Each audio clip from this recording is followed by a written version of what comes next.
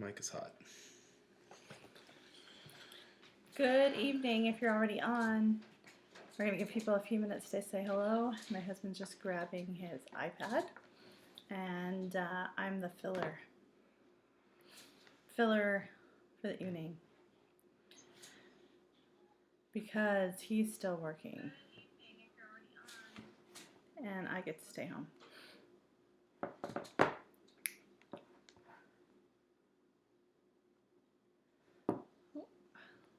See what's going on with my iPad.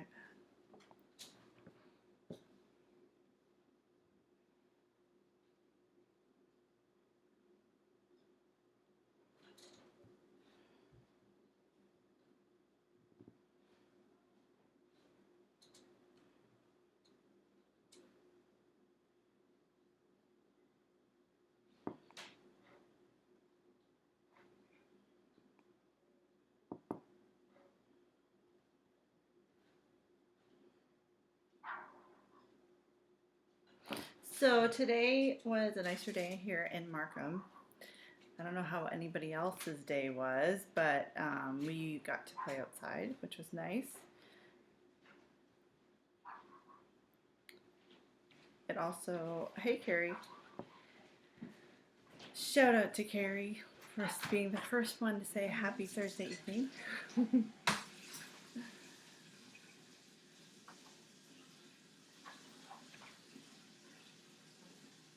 You know what? I updated my iPad and I'm having a hard time figuring out this whole app.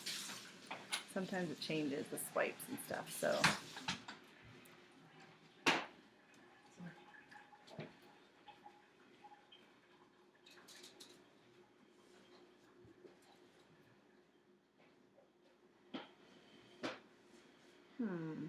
Okay. I think I've got this all set up now.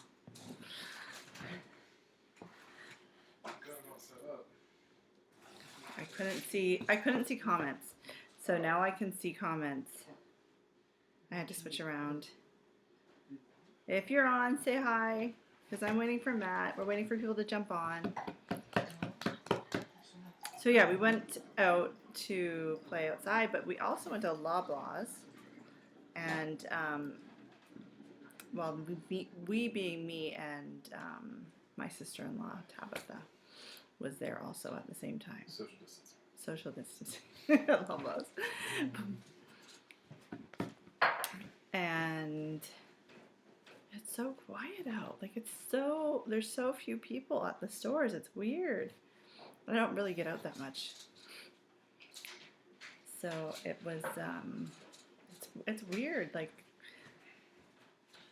anyone who lives in the GTA knows, like you go to these stores and sometimes they're packed and the rows are packed and it's kind of weird, but it's kind of nice. Like in Ripley, West Virginia, where my husband's from, was like there are 3,000 people is busier than usually busier than it is here. So it's been interesting. But I'm trying to line this up in what else did we here. do today? Hi, Becky's on, my mother-in-law. My mother. His mother. I'm kind of out of the picture here. Yeah, we got to play outside. That's a big thing right now. It makes the days a lot better when we can go for walks or when we can go outside. It's been really windy and cold, so the babies, the little guys couldn't get outside in the last couple of days, so it was nice for them to be outside.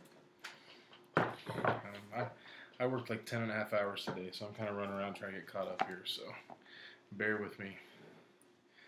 I'm just trying to get all set up for this. Mm-hmm. But I will say that the streaming thing's becoming easier, and you're like, I don't know, you're talking about, every time around, you're talking about the streaming thing. But it's really, I think it's better. Mm-hmm. Smoother anyway. It's easy. I know for sure it's easier for me to set it up. Oh, yeah, okay. I was like, oh no, our sound's not on. But as I'm talking about how easy it is to set up. It was on though.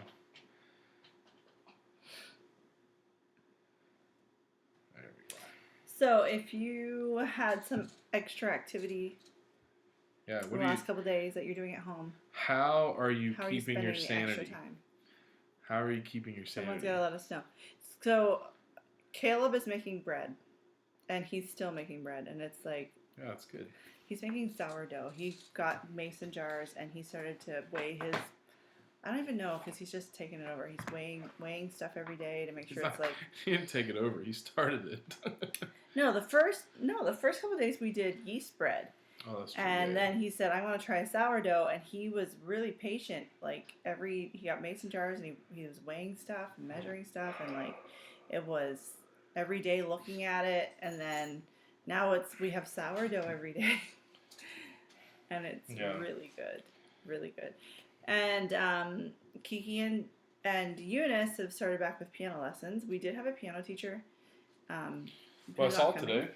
Oh, did you? Saw him at Canada Computers today. Oh, no way. Yeah, and I said, "Hey, how are you doing?" He said, "Well, we're going kind of crazy. We've been inside a long time." Oh, he has 2 little ones. Yeah. So I always worked. So we had a piano teacher because I was working so much, and then I came home and I didn't want to not have the piano teacher because he's really good, and but now he's not here, so I've taken up teaching piano and I'm going to teach guitar lessons tomorrow. And so that's kind of what we've added this week is music lessons back again. I didn't tell him he was out.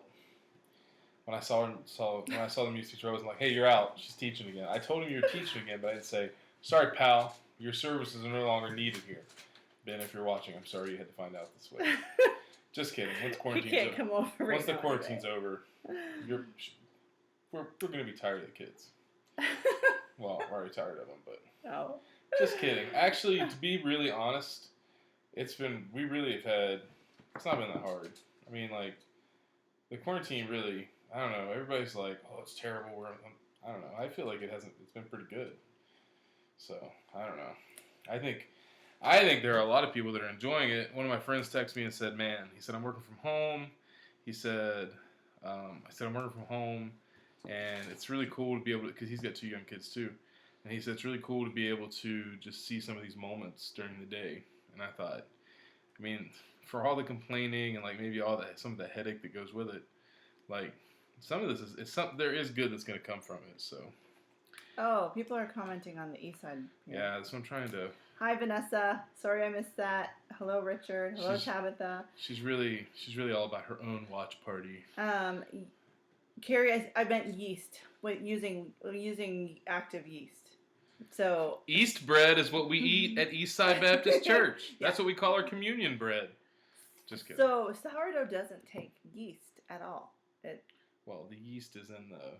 Isn't there yeast? Yeah, you don't add it though. Like a lot of hot rolls and bread recipes, you have to have the yeast. So there are people who said that they would like to try to make bread if they could find yeast. We have enough yeast, but he's still making bread without it, and that's the great thing about sourdough. So you can actually make sourdough bread if you don't have the yeast. Sourdough is like a living organism that you just like chop off part of it and grow a new piece of bread from it. It's like a reverse starfish. You know, like when you chop off a starfish's arm, the arm grows back. Well, this is like chopping off the arm, and a new starfish grows from the arm. Right? She's like, no, that's not right. That's not right. That's a terrible analogy. That's what I'm here for. That's what I'm here for. So we're here to do part 4 of kind of our series. We talked about adoption, foster care. Last week we talked about infertility and life changes. And this week, you probably saw from our little ad, we're going to talk about what we've called Real People, Real Faith, and how we introduce unsafe children to our home. And how we take them from being these brokenhearted kids to kind of, I don't know, to our home, to a loving home and to hearts that are whole again.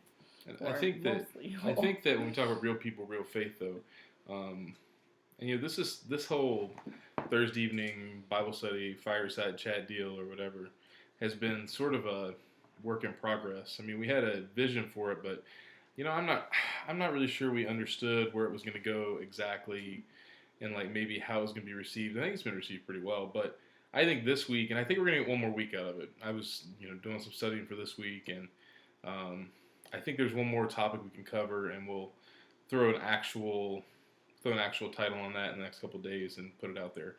So I think there's at least one more week. So I think we're gonna get 5 weeks out of this. But I think this week really sums up sort of how we've tried to live and do and everything. When we talk about real people and real faith. I mean, I think what's that Brian Free Insurance song? Is it called Real Faith? Real Is that faith, what it's called? Yeah. So 100% go, not now, but later. Go to Spotify, YouTube, Apple Music, whatever you use. If you haven't listened to that song, it's called Real Faith by Brian Free Insurance. You should listen to it. It's a great song, and I think it really kind of sums up. I think it sums up the experience. I'm going to go turn the TV off. So Tabitha just asked, "Where's the fireside?" We actually have we got a fire on our TV and it's crackling. Okay, so we've been calling it, Caleb started calling it the fireside chat, so we just kind of affectionately called this the fireside chat. So earlier I put the fire on Netflix. I'm not even joking. It feels hot. Like mentally, hot. I'm feeling hotter because there's this. But it's distracting. Here, I'll take a picture and put it in the comments. You know how you watch fires if you're at a bonfire like that? If we're drifting away right now. That's crazy. that's like I hear it crackle. Let's see. Can I comment on this? Oh, so the song by Brian Free really talks about second generation Christians, how you if you have a godly heritage and parents or you have a church, you see real people with real struggles and their real faith, and it is a great song, and kind of what we took the title for today with is just being real people and having real faith, and every step you can see God if you try to. I can go up there. I got it.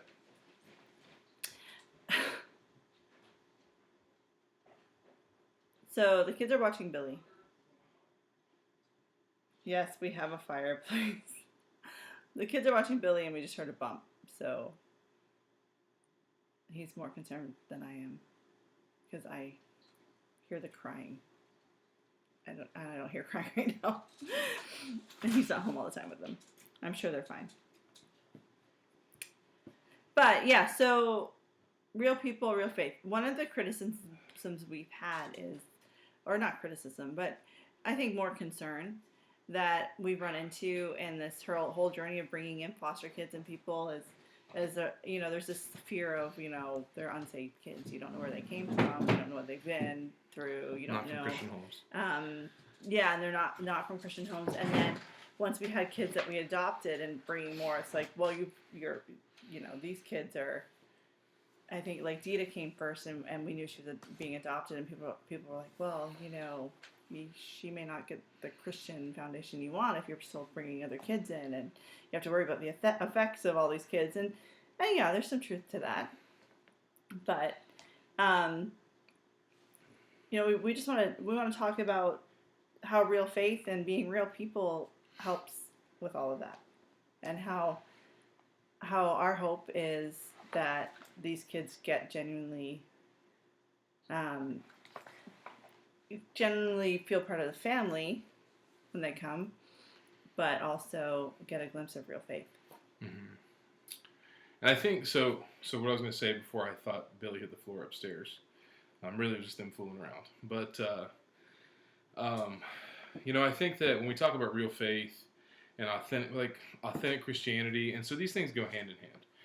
It goes hand in hand to talk about real faith, authentic Christianity, and how these things all kind of meet. And I think that as we talk about that, some of us will say that's the Christian experience we've had in our life, right? Like 100%, I can say that my parents and grandparents, they were just real Christians. They were just real people. That's just who they were. And I think that's something that I realized when I was younger how real they were compared to some other things that I had seen. And I'm not naming names, belittling things, but I observed some things in Christianity that I perceived that weren't really real, that were kind of a show. But to know my parents growing up, from the time I was just a kid, being a Christian was who they were, and their faith was they just had real faith, and it was kind of matter of fact. And I don't mean matter of fact that it was like lesser. It was matter of fact like, oh, yeah, well, that's who we are. Oh, yeah, that's how we live our lives. Mm-hmm. It wasn't like, well, bless God, we live our lives this way and that way, which, if you do that, great. But that wasn't my family growing up, and even today. And I think that had an interesting impact on me as I became an adult, and as we had our own family, that we realized that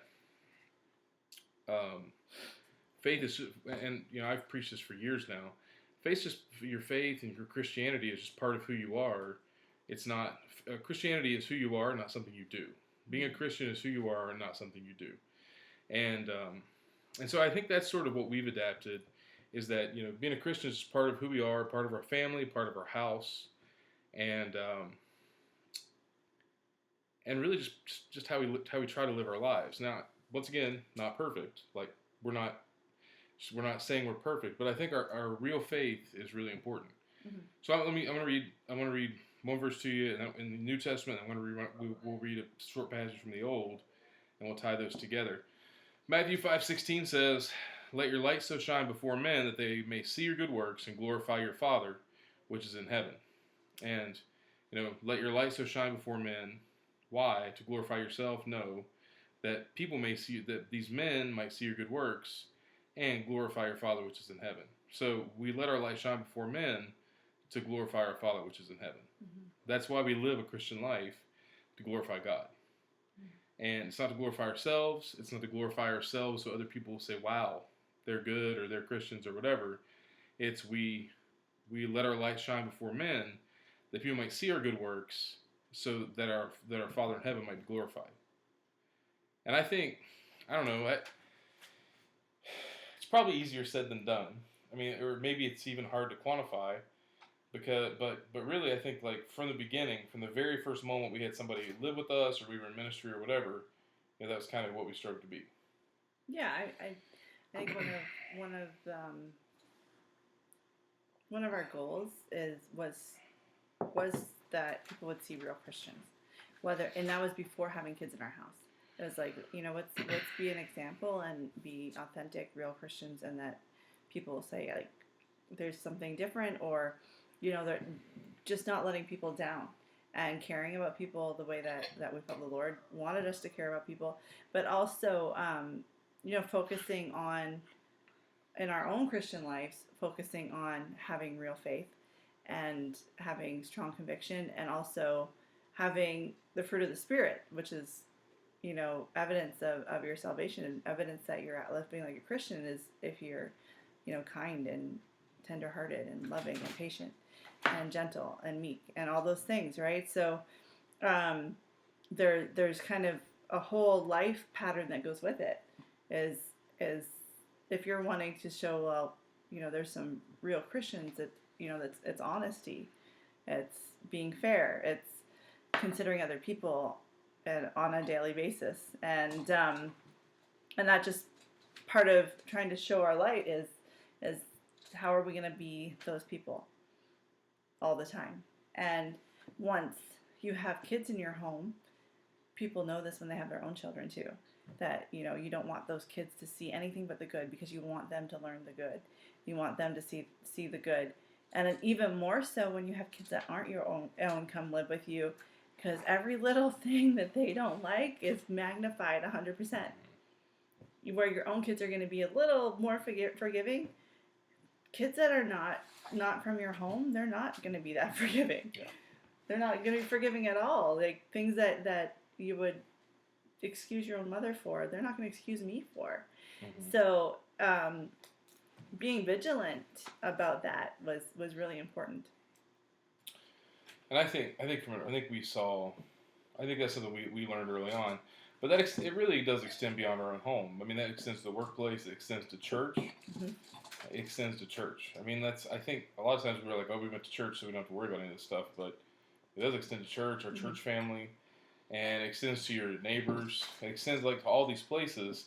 And while the application is it's our own home, we had to find a way, as foster parents, adoptive parents, you have to find a way to accept these kids and their baggage, these kids and whatever their situation is. You have to find a way to accept that, integrate it into your home, and try to show these kids the love of Christ. Because really, like our goal has been to bring kids when kids come into our home, we just put them in the way of the gospel, right? I mean, we just put them in the way of the gospel. They know what we believe, and then they have to make a decision on their own.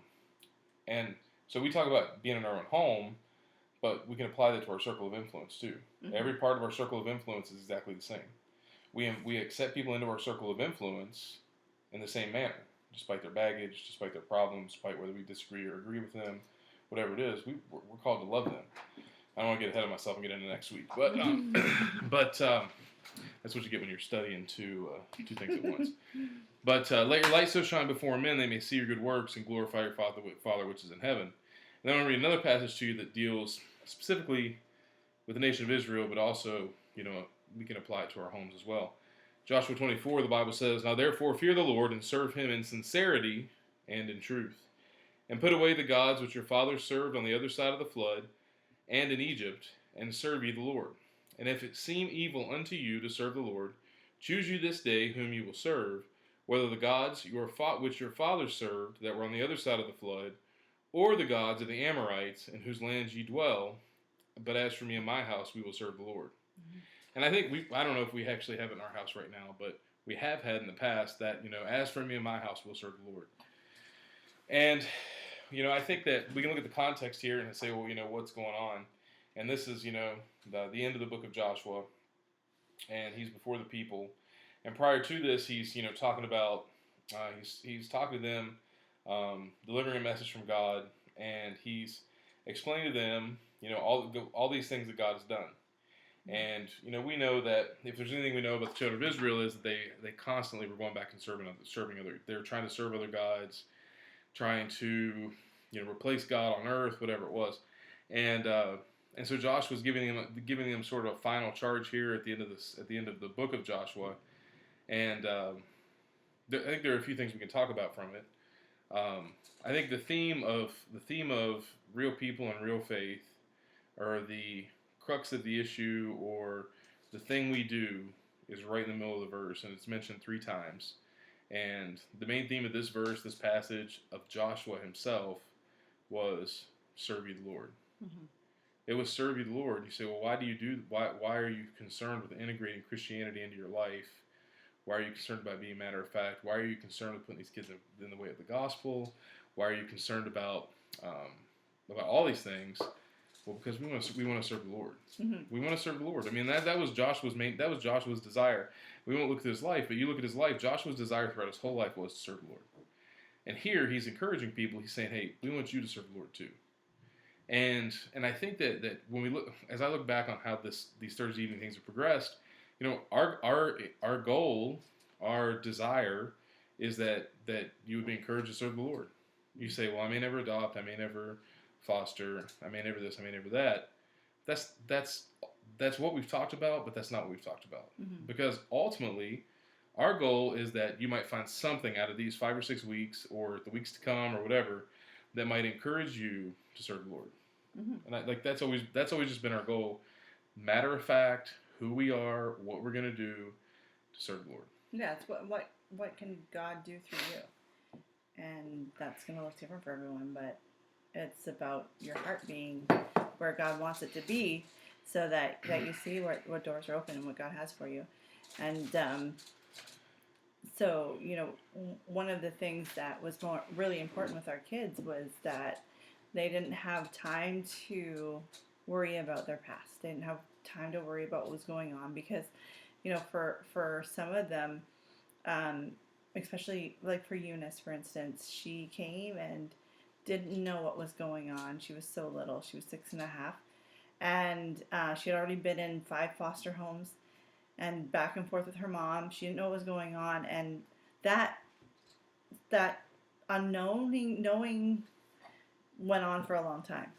Not knowing if she was going to go home, not knowing if she was seeing her mom or if she wasn't seeing her mom, what was going on. And then it was like, okay, you're going to be here permanently. And she kind of had this breath of relief. But then it was, well, wait, maybe you're not going to be here permanently.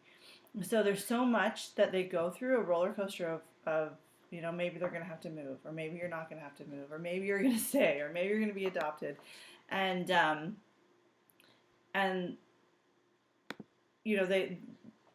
there's a lot of things that they go through. There is therapy, there is counseling, there's they have that stuff. And but the biggest thing is that they have to just jump in and be part of a pastor's home. Mm-hmm. And they have to see us serving the Lord, and we get them involved as much as we can.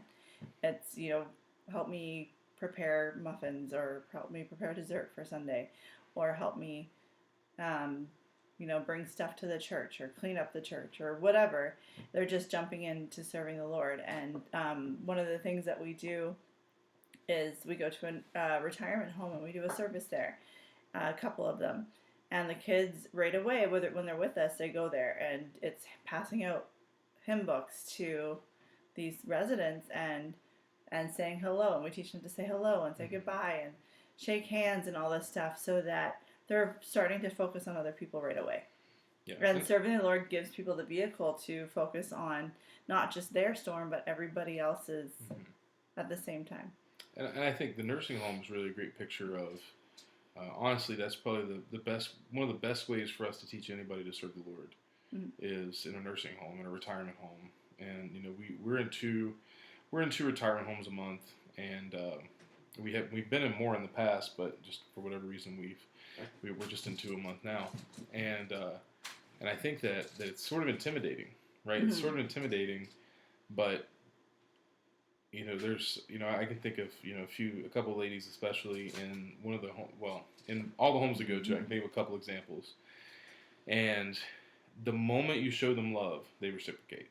Yeah. And I think that's one of the things. It's kind of cool to see, because when we've taken kids in, and we've taken church members, and we've taken lots of people to retirement homes, because I think that, man, if you can't serve God, if you can't serve in a retirement home and try to help these people that, are kind of stuck and don't have visitors all the time and stuff, then that's a good training ground. And I think that when we go there, it's really easy to show people, hey, this is how you serve the Lord and love people, because it's really not that hard to do.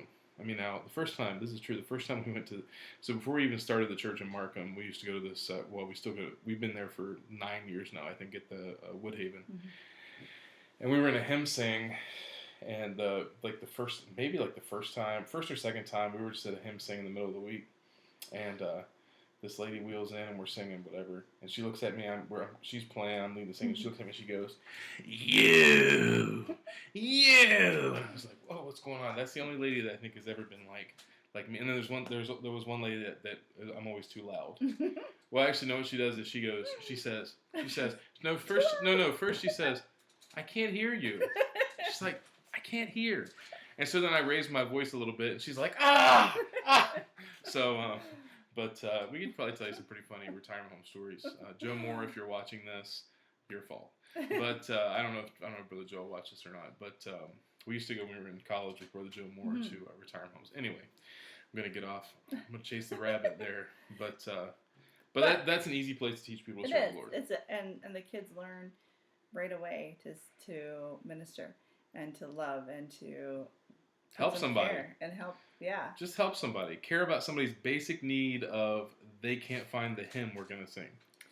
And through that, they start to realize that they have some worth. That there's some people who appreciate them, and that they can do something for some other people. And when you have kids that come and start feeling, they sometimes feel a little worthless, and so serving God can give them worth. Yeah. And that helps them heal their hearts and heal what they're going through. Suddenly they realize that there's things that they can do for the Lord and things that they can do for others. Yeah, and I think, and so to move through this verse a little bit, and I think that the first thing in that verse you see, well, first we talk about serving the Lord, but he says, now therefore fear the Lord and serve him in sincerity and truth. I read that and I just think, man, be real. Just be real as you serve God. Mm-hmm. Don't be fake. Be real. And you say, what does that mean? We already talked about it a lot, but man, I know so many people are trying to impress somebody else serving the Lord. Mm-hmm. Like they serve the Lord a certain way or do a certain thing, and I'm not telling you to do this or don't do this or whatever. That's not my point. But I know a lot of people who try to serve the Lord in a certain way, so that that brother so and so will say, "Wow, that's a good job." But man, and then when that's over, they sort of like step back and like, "Oh, I'm glad that's over."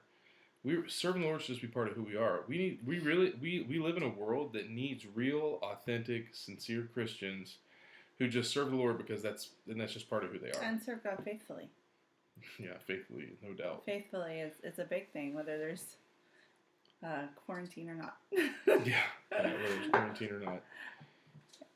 And I mean that's exactly the recipe that we're using with our kids is, and we have kids that came from Catholic background, Catholic school, and that can be a little bit more challenging too, where they're got baptized as babies, and obviously we believe in salvation and following baptism after as a step of faith, and so them thinking, well, I already got baptized, so there is some learning that has to happen, and all of that we have to wait for God to work. Mm-hmm. And that's part of the real faith too, is believing that there's power in the Word of God, and there's power in the preaching, and that the Holy Spirit draws them and teaches them, and we equip them and put them in the way of the gospel, but there's still, the Spirit has to pull them. Mm-hmm. And I think that's one thing, starting a church even, that from the beginning, we really tried to just rely on God to work in people's hearts. Mm-hmm. I'm not saying that I don't preach faithfully every week. I'm not saying that we haven't strived. Well, I don't know, whatever that word is. But we made a conscious effort to teach people, lead people, befriend all that stuff. But we've also, just prayed and asked God to work in their hearts, and we have seen God work in the hearts of people in miraculous ways, without us having to say specific things to them. God will just change their hearts. Mm-hmm. And I think that's been so that's been unique in our church, but we've also seen it in our home. We've seen kids that have come from other faiths or other backgrounds, or no background. They have no church background. Mm-hmm. And I mean, like, look, let's be honest. When somebody comes to live with us, we were straight up with the foster care agency, that if they live with us, they have to go to church with us, and if they don't go to church with us, they can't live here. And you say, oh, that's terrible, you're forcing them to go to church. Well, it's just what we do. That's just a family activity for the week. If they can't do that or won't do that, it's just not going to work out. And the reason why is because, and we said this in our home studies and to the social workers we've had in Peterborough and then here also, where they asked us, is that because it'll make you look bad? One social worker said to me, well, are you requiring this because that'll make you look bad if they don't come? And I said, no, we're requiring it because that's what we would do if we had our own kids. We would require them to go, and we have these kids come in and make them part of our family. Mm-hmm. And part of our family program of the week is we go to church together, and we're part of a church family and church activities. And that is loving them. And that's saying, you know what, you are as important as my own children would be, and my own children would be faithfully going to church with us, not because it will make us look bad, because we believe that this is what you need. We believe God is what you need, and that God can heal your heart.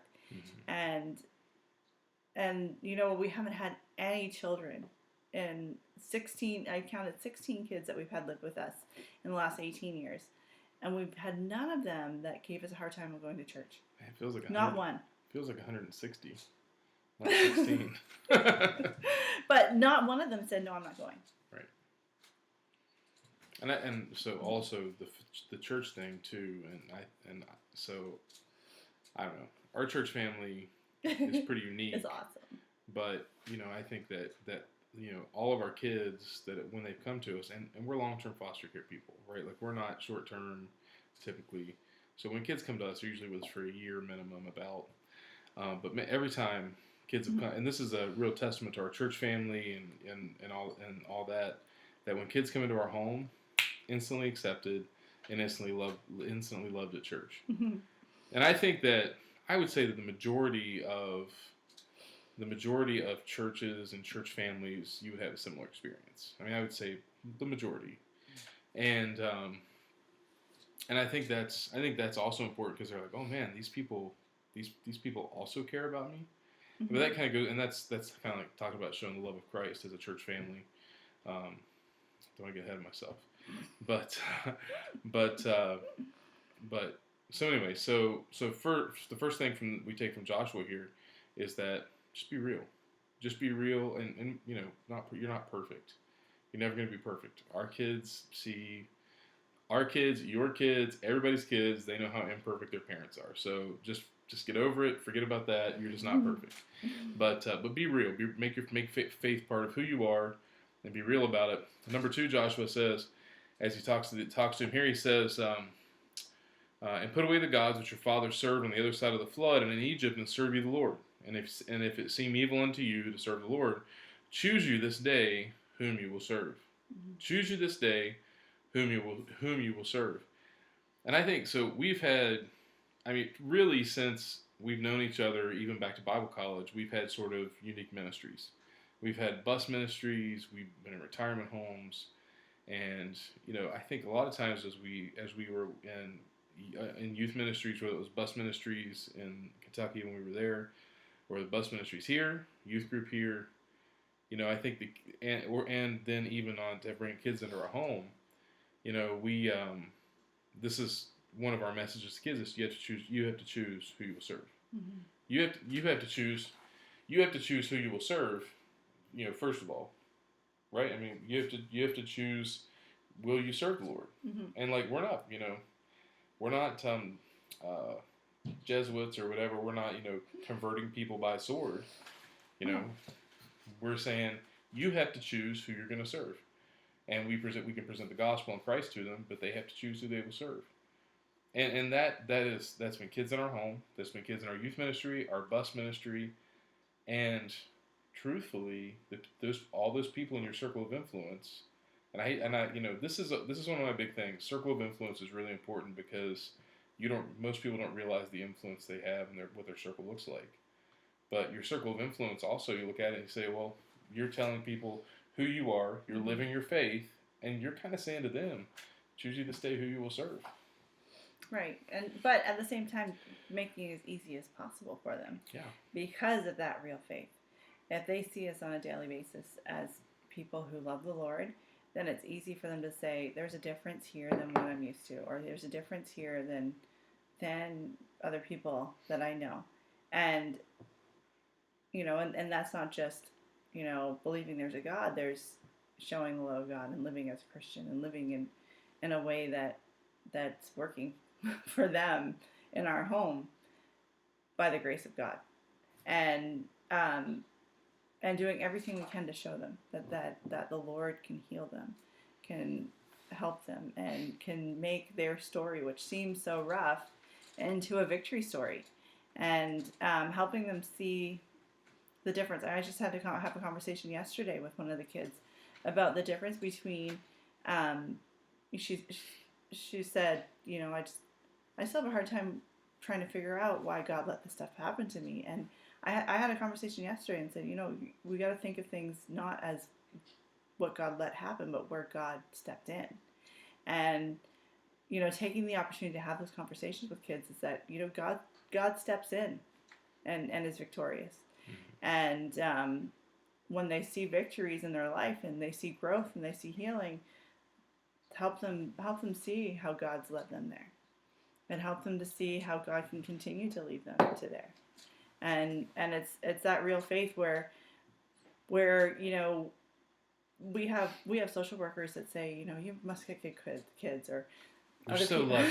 You're so lucky. Yeah, or other people who just think like, how do you manage all those teenagers in your home, and how do you manage with all these kids? And it's so easy because we're doing it by the grace of God, and we're doing it under godly principles. And legitimately, I can tell you that with every kid, we have let go and said, okay, God, you have to deal with their hearts. Mm-hmm. And he does. He has. He's been faithful to that. And so one more thing about that, about choose ye this day whom you will serve. Josh is going through this passage. He says, "Put away the gods which your fathers served on the other side of the flood in Egypt." And then he says, "And if it seem evil unto you to serve the Lord, choose ye this day who you will serve." And then he says, something just came on our television. And then he says, "Oh my gosh, I don't know how the fireside just like auto played onto some TV show." Just turn the TV off. It's the top button on the side.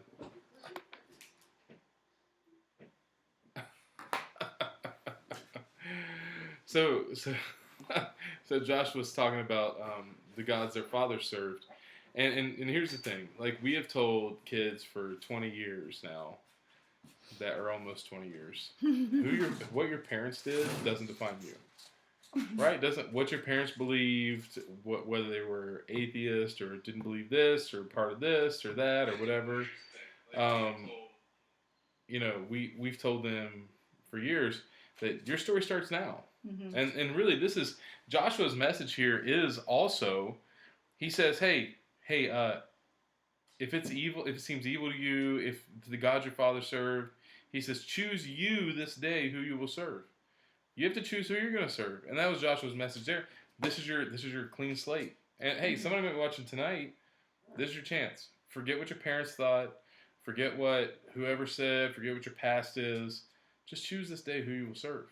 Because it doesn't matter. None of those things matter. God's looking for you to serve him today. Christ is looking for you to turn to him today. Christ is looking for, Jesus died on the cross that you might trust him today, and your past, and your family's past, and your family history doesn't matter. And I think we get caught up in that traditions. Well, my dad, my grandfather was a Democrat, and my dad was a Democrat, so I have to be a Democrat. Or somebody will say that my grandfather was an atheist, and my dad was an atheist, so I have to. But that's not true. Choose you this day who you will serve. Christian families started somewhere, right? Like if you came from a Christian home, at some point that Christian family began. Right? I mean, somebody in that family got saved and then your lineage became Christian. That might start with you.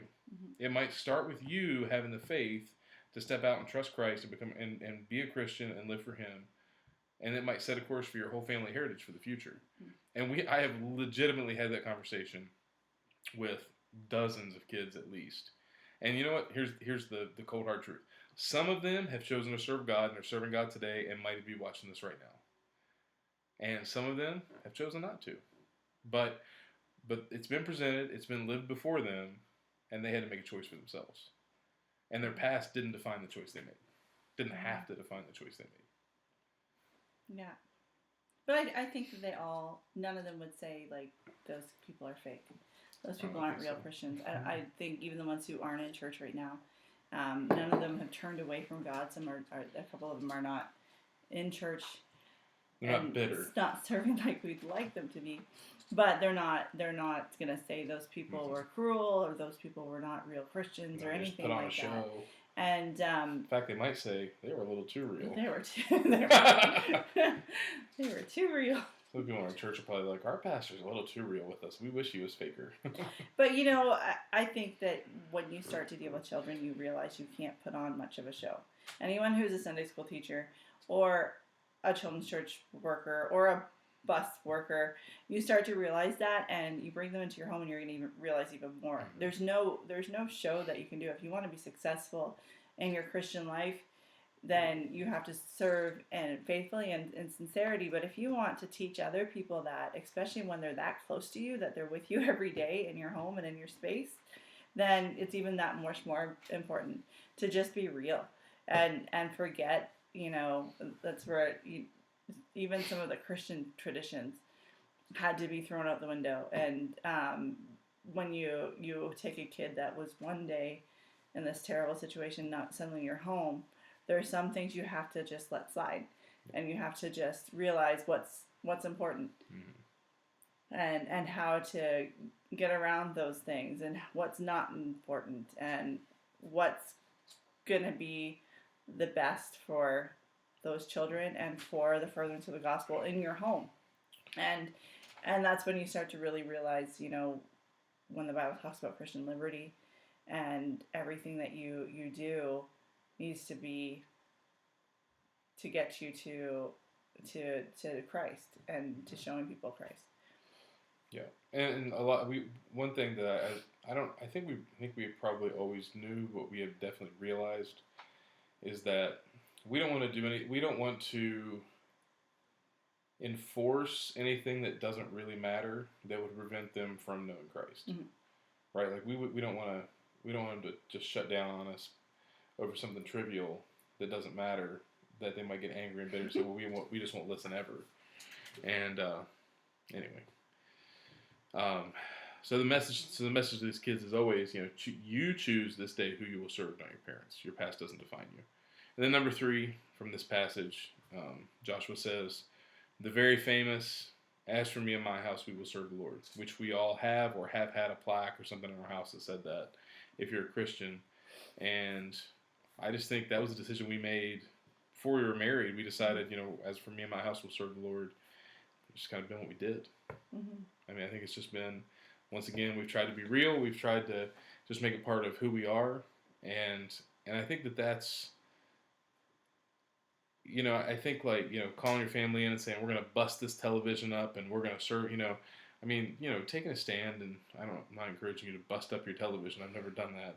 But, I've known people that, man, they came home from a revival service or a church service and said, as for me and my house, we're going to serve the Lord. And they busted up their TV and they burned everything that they thought might be a little bit worldly or whatever, trying to make a big statement to their family. And then a month later, it's like, oh, we just bought a new TV and we're back to our ways. Which, like, I'm not talking about whether TV is good or bad. I'm just saying, they made a bold statement, but then they just kind of tapered off and it wasn't real. And by the way, that example, I don't know anybody specifically that did that. That's one of the things you hear about. So if you think, well, he's just telling people my business, I have no idea. But I think that a lot of times we treat our faith as like this. We're like, oh well, we're gonna serve the Lord, and we go up on this mountaintop, and then we just sort of crash back down. I better be careful. That's on the TV. It's shaking. But we sort of crash back down, and I think real faith is more of that even-keeled faith. It's more of an even-keeled faith where there's mountaintops and there's valleys, but it's not all mountain. It's not mountaintop valley, mountaintop valley, mountaintop valley. It's kind of keeping that even keel. It's who we are. As for me and my house, we'll serve the Lord. And maybe tonight there's a husband and wife watching, and you need to get together and say, we need to serve the Lord. We need to decide that we're going to serve the Lord in our home. And I don't know. I don't know who's watching. I don't know what your situation is. But maybe somebody tonight, you need to say, man, tonight I need to trust Christ.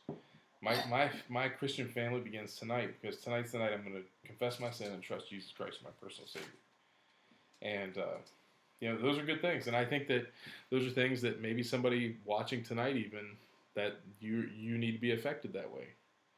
But I think the ultimate question is, as a Christian, do you serve the Lord? Will you serve the Lord?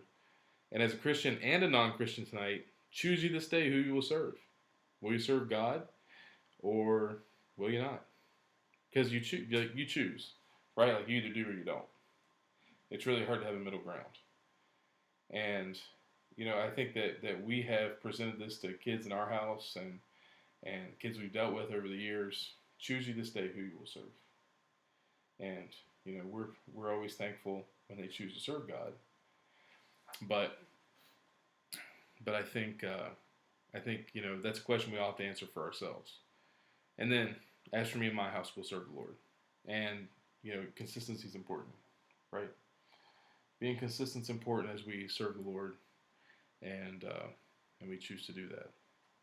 And we could tell stories for a couple hours about God's grace in the lives of all the kids we've had influence on. We could tell stories. We could tell a lot of stories about that. And you want to tell some stories?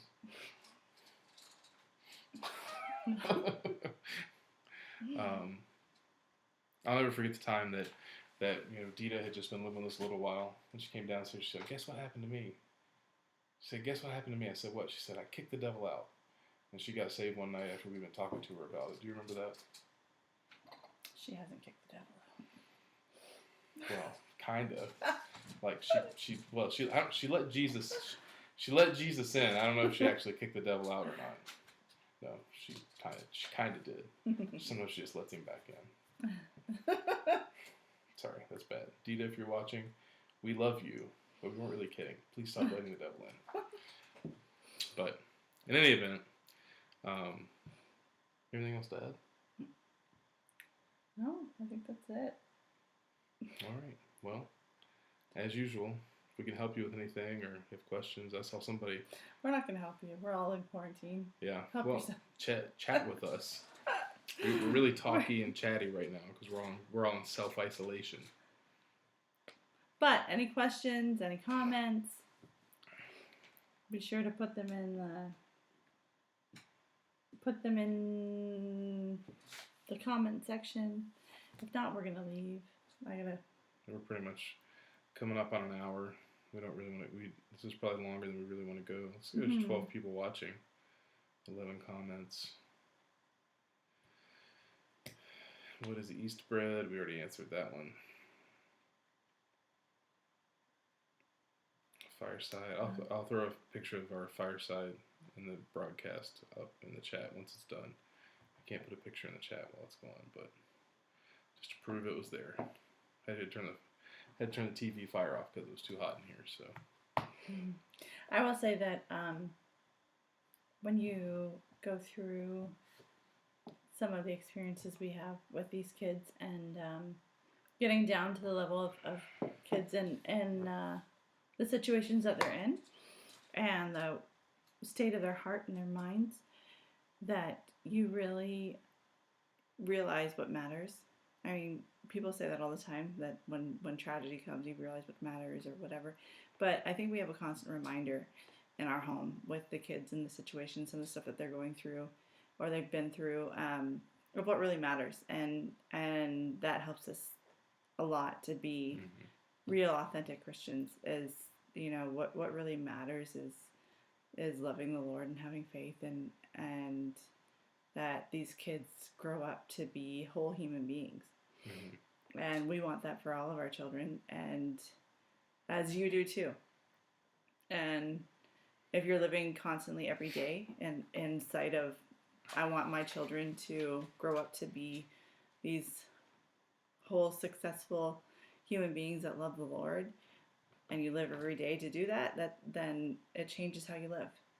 Yeah, and I think a lot of things we say are applicable to or to your biological children too. I mean, I think, you know, our situations are extreme, right? We have extreme situations where we brought in kids from backgrounds that are not from really bad to not great. You know, like sort of that's the spectrum. But you know, a lot of the stuff's applicable to your own house too, to your own kids and whatever. So on that note, that's it. Thanks for coming on. Thanks for watching. Hopefully we've encouraged you in some way. And you know, like we always say, if we can do anything for you, you know, if you need groceries or something, I guess, or whatever, shoot us a message. I mean, not like, I'm not offering free groceries, but if you have a need, we'll try to help you with it. But, you know, chat with us, whatever. Thanks for coming in. We'll be back at 11 a.m. on Sunday morning right here on the page or the YouTube channel, whichever one you're watching. Have a great night. Have a great weekend. This is your last chance. Anything else to say?